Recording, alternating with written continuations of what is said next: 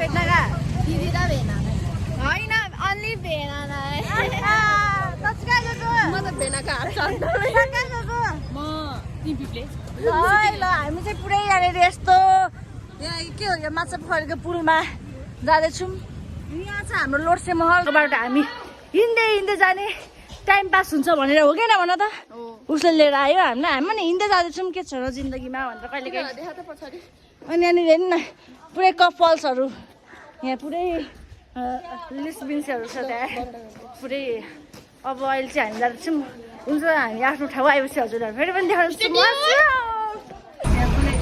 अहिले चाहिँ हामी पुरै जितपुर फेरि गइरहेको छौँ साथीमा सँगै एक्लै रङ्गी चङ्गी त्यहाँनिर दिया आएर हेर त्यहाँ छ दिया। अनि फाइनली हामी चाहिँ 3 दिपले आइसकेको छौँ। पुरै यस्तो छ गाउँ है पुरै यो चाहिँ सुटिङ स्पट हो। सबजना थकित भएर ऊ माथि गाउँ चढ्दैछ डाँडा पाखा ढाक्दा। भोक लागिसक्यो यसलाई।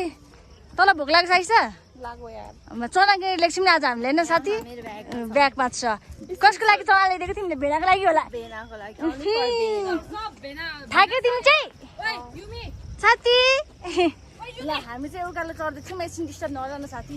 पुरै यहाँदेखिको भ्यू चाहिँ यस्तो छ पुरै मन्दिर चिल उडिरहेको छ। हामी पुरै हिँडिरहेको छौँ यहाँ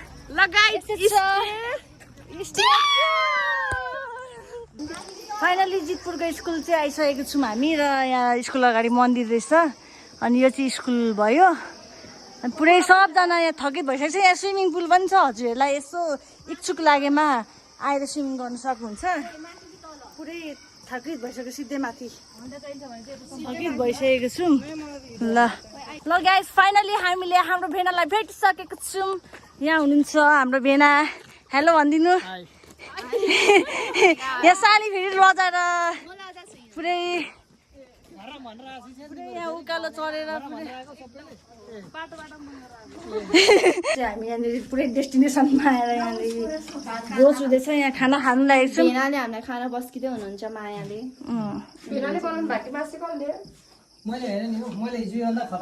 गाइस अब चाहिँ हामी खाना भेना म चाहिँ भेनाको कान्छी साली जिग्री साली खाना पस्किँदै हुनुहुन्छ भेनाले।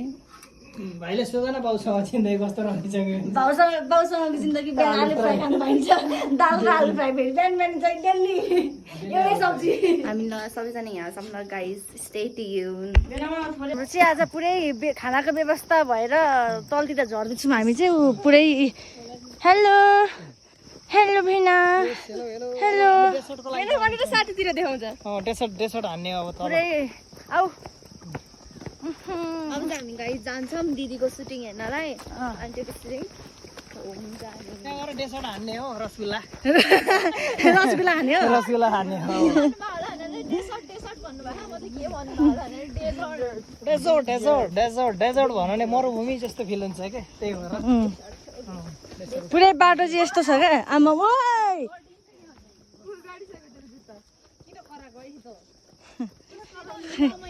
रमाइलो साथी त सङ्गी सालीहरूसँग रङ्गी चङ्गी यो चाहिँ हाल्नै पर्छ।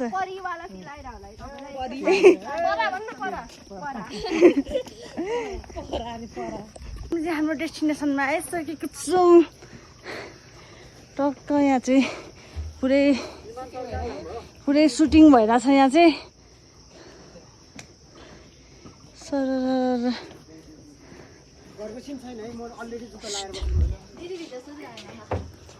अनि यहाँ चाहिँ पुरै भ्लगको मेन मान्छे नि अब यहाँ पुरै भ्लग छैन सुतिराख्नु भएको छ के छ नि हेलो आमा। ल पुरै अहिले चाहिँ यहाँनिर हामी सुटिङ भएको स्पटमा आइसकेको छौँ है।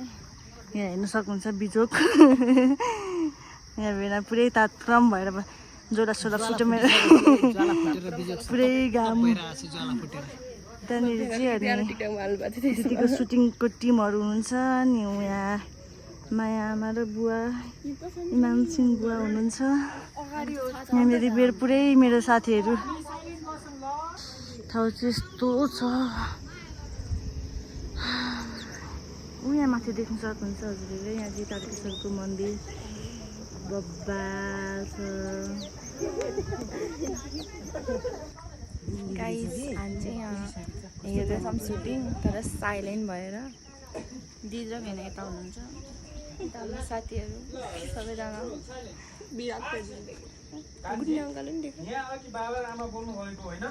हामी चाहिँ जङ्गलतर्फ लाग्दैछौँ। पुरै यहाँनिर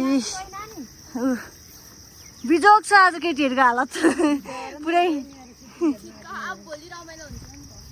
भोलि त बब्बाल भइहाल्छ नि। तरुवा फ्राई सब हुन्छ नि। ढिङ्कुलीहरू फेरि प्रेक्सा लाग्छ फेरि प्रेक्सालाई ढिङ्कुलीहरू डायमन्ड अरे के खान चाहन्छौ तिमी?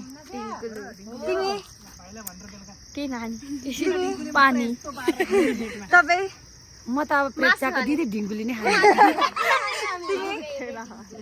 यो त ऊ खान्छ ज्यान पनि आफूले खानु जान्छ नि। एकुलाको यसो भन्छ त आज प्रेक्षा के भयो युमी र दिदी मेरो दुश्मन हो सौदा हो। भेनाको लागि अब सालला क्याब लगाइदिएको रे।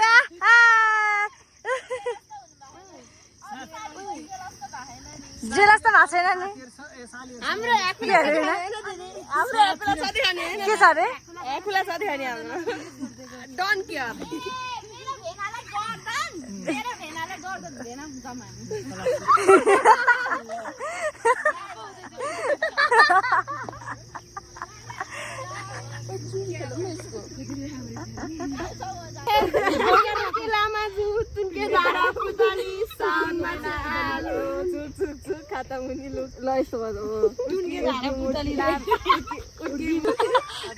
पुरै यहाँ गम्भीर तरिकाको गफ हुँदैछ होइन।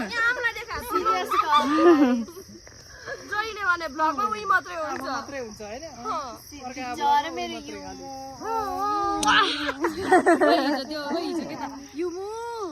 आकु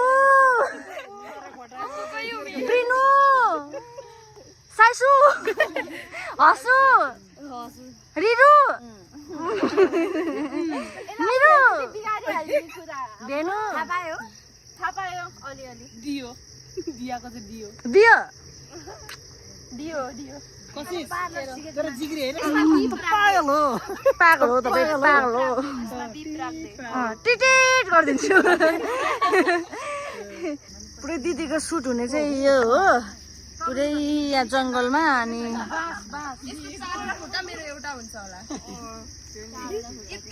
पुरै गम्भीर तरिकाले गफ सादैछ। तर उलाई चाहिँ नछोड्नु है ग्याङमा कहिले पनि। उलाई त पुरै अगाडि लगाइदिने हो। ग्याङ दुम ढोका सोका फोर्नु ओर्नु पर्यो अलि हुन्छ। ह्याकुलाको साथी हो बुढी ह्याकुली ह्याकुली आई लभ यु।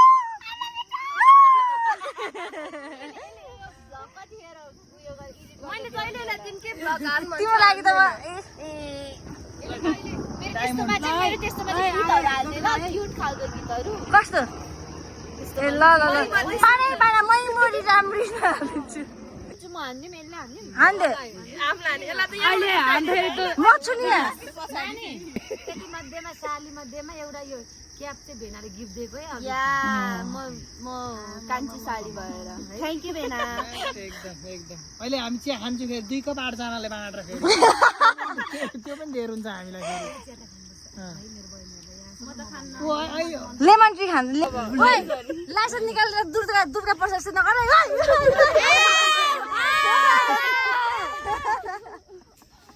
उसलाई लाइसेन्सै चाहिँदैन नि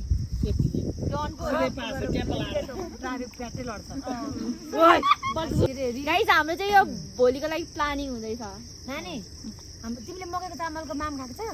मैले यिनीहरूलाई भनेको छु हेल्थको लागि राम्रो हो।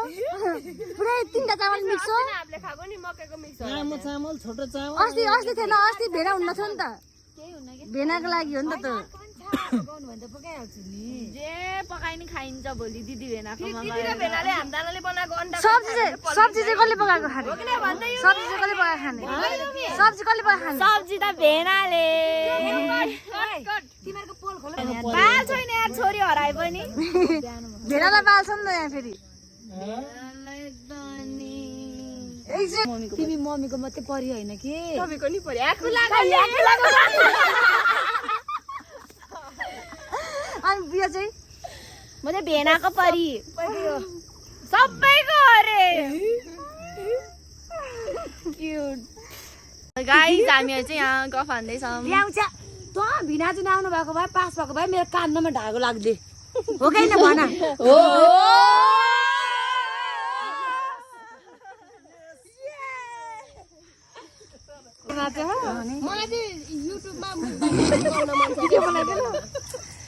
भोलि गरौँ न त पुरै हामी चाहिँ यहाँदेखि सरर अब हामी चाहिँ घरतर्फ लाग्दैछौँ होइन त पुरै यहाँ फोटोसुट भइरहेछ यहाँनिर नमस्ते भागी नेउपाने अनि यहाँनिर दिदीहरू यहाँ बाई बाई बाई अब तपाईँलाई छोडेर हामी जाँदैछौँ कसलाई बाई गर्नु गाइस युमीको चाहिँ फोन उतै छुट्टेछ हामीले अघि खाना खाएको ठाउँमा त्यही भएर अनि युमी चाहिँ फोन दिन जान्ला अनि हामीले चाहिँ फोन उठाइरहेछौँ युमीको त्यही भएर अनि सी इज गोइङ लिनलाई उहाँ पुगिसक्यो उता पुगोस् न अनि दिन्छौँ कि नमस्ते नमस्ते डकुटी आएन भटङ टङ एकैछिनमा आइहाल्छ यो मेरो फोन हेर्दा भेनासँग छ गाइस फोन पनि अझ साइलेन्टमा राख्दा थियौँ मैले हो त्यो काम गरेको चाहिँ सो या गाइस उसले उसको फोन पायो मुटुले ठाउँ छोडेको थियो होला होइन ठिक छ ए दिदीलाई बाई भन्ने होइन हामी खै दिदी